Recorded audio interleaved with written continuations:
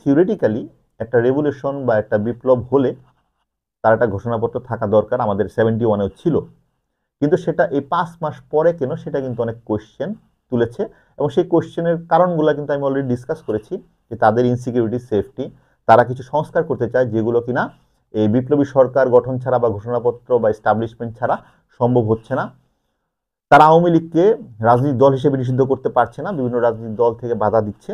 So এই সব কারণেই এই ছাত্র নেতাদের বর্তমান সময়ে এই ঘোষণাপত্র প্রকাশ করা জরুরি হয়ে পড়েছে, কিন্তু দেরি করে ফেলেছে।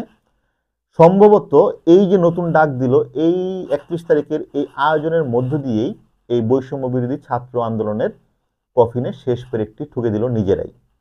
কারণ তাদের যে একটা বড় অ্যাকসেপ্টেন্স ছিল তাদের এই নামটার, সেই অ্যাকসেপ্টেন্স কিন্তু কোয়েশ্চেনের সম্মুখীন হবে 31 তারিখেই। কারণ তারা যা ভাবছে সেভাবে কিন্তু জনসমর্থন তারা পাবে না।